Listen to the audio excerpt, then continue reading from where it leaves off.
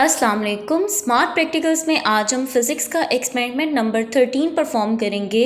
Physics के experiment number 13 में हमने ग्लास प्रिज्म की मदद से ग्लास का क्रिटिकल एंगल मालूम करना है।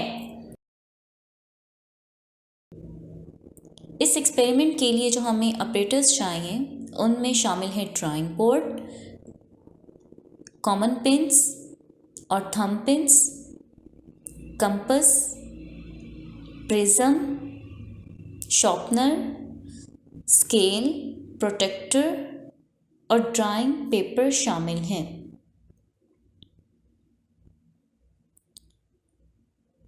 ड्राइंग पेपर को थंब पिन्स की मदद से ड्राइंग बोर्ड पर फिक्स करना है। प्रिज्म को इस तरह ड्राइंग पेपर के दरमियान रखना है कि प्रिज्म की बेस आपसे दूर हो और प्रिज्म का एज आपकी तरफ हो।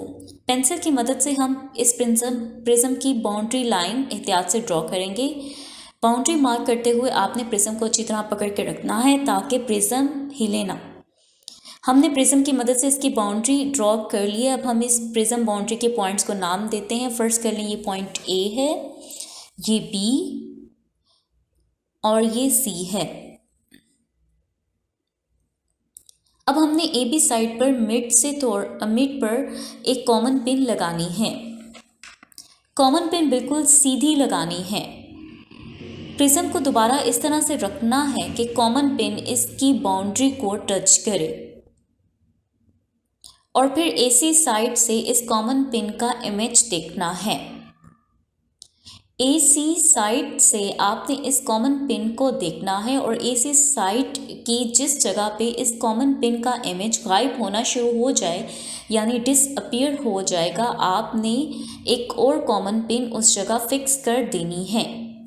दो कॉमन पिन्स को एसी साइड पर इस जगह फिक्स करना है जहां इमेज गायब हो जाए और इन दो कॉमन पिन्स के दरमियान कम से कम फासला 5 सेंटीमीटर होना चाहिए।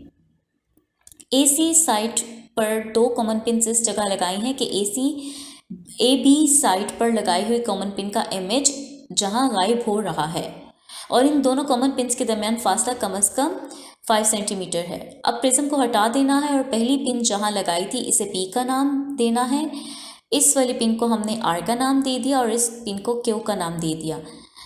अब क्यू और आर पॉइंट को आपस में स्केल की मदद से मिलाना है और इस लाइन को एसी साइड तक बढ़ा देनी है। अब कंपास को पॉइंट P पर रखकर BC साइड पर एक आर्क लगानी है और परपेंडिकुलर यानी 90 डिग्री का एंगल ड्रॉ करना है।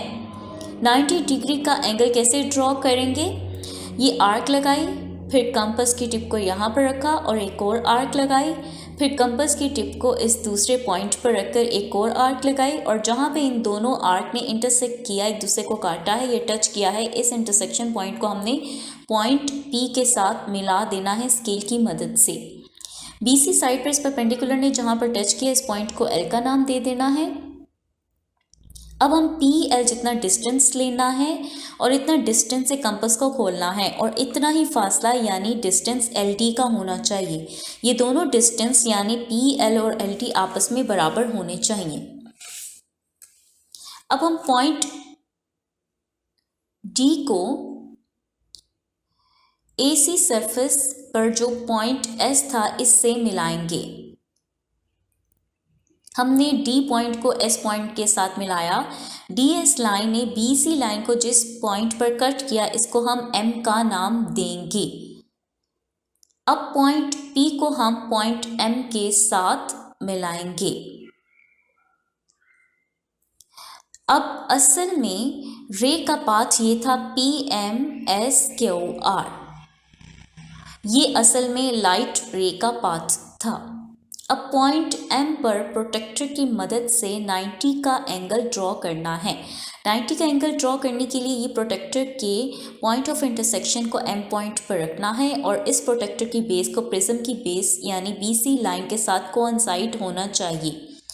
अब हम 90 डिग्री का एंगल ड्रॉ करेंगे। एक पॉइंट हमने यहाँ पर लगाया और दूसरा पॉइंट यहाँ पर लगाया।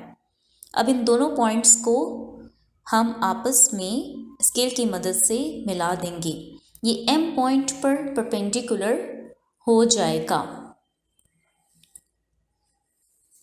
अब हमारा क्रिटिकल एंगल दरअसल PMS का हाफ होगा। PMS का हाफ क्या है? एंगल PMN, यानी ये इंसिडेंट रे थी और ये नॉर्मल लाइन है, इन दोनों के दरमियान जो एंगल होगा इसको हम क्रिटिकल एंगल कहेंगे। PMN angle is called critical angle. Students, हमने क्रिटिकल एंगल देखा वो PMS एंगल का हाफ है और एंगल PMS का हाफ PMN एंगल है। इसको प्रोटेक्टर की मदद से मालूम करना है। अब प्रोटेक्टर की मदद से कैसे मालूम करना है? प्रोटेक्टर के पॉइंट ऑफ इंटरसेक्शन को M पॉइंट पर रखना है, प्रोटेक्टर की बेस को नॉर्मल लाइन पर रखना है और फिर एंगल जब मेजर किया मैंने तो वो 40 डिग्री आ रहा है। क्रिटिकल एंगल की मदद से अगर हम रिफ्रैक्टिव इंडेक्स मालूम करना चाहते हैं तो इसके लिए फार्मूला इस्तेमाल होता है n is equal to 1/sin of angle of critical. तो 1/sin 40 आएगा, क्योंकि क्रिटिकल एंगल 40 डिग्री है। तो जब इसे सॉल्व किया तो आंसर हमारे पास 1.5 आया, जो कि रिफ्रैक्टिव इंडेक्स है।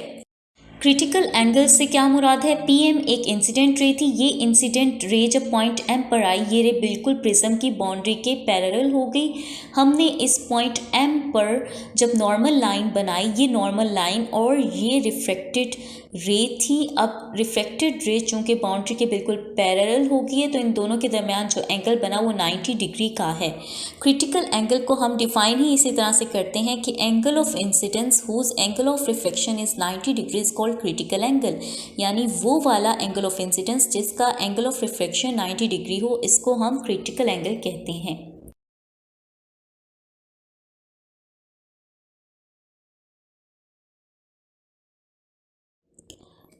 आपने देखा कि एंगल ऑफ PMS हमारे पास 80 डिग्री था और इसका हाफ क्रिटिकल एंगल होता है। इसी तरह सेम प्रोसीजर को फॉलो करते हुए हमने दूसरी बार जब रीडिंग ली तो हमारे पास PMS एंगल जो आया वो 82 डिग्री था और इसका हाफ यानी क्रिटिकल एंगल 41 डिग्री होगा। अब इसी तरह आप 3 रीडिंग्स लेंगे और इनका मीन निकालेंगे, यानी कि मीन क्रिटिकल एंगल निकालेंगे। इसके बाद इस मीन क्रिटिकल एंगल की वैल्यू को इस्तेमाल करते हुए हम रिफ्रैक्टिव इंडेक्स मालूम करेंगे। सो रिज़ल्ट में हमारे पास क्रिटिकल एंगल ग्लास प्रिज्म का 40.5 डिग्री आया और रिफ्रैक्टिव इंडेक्स 1.5।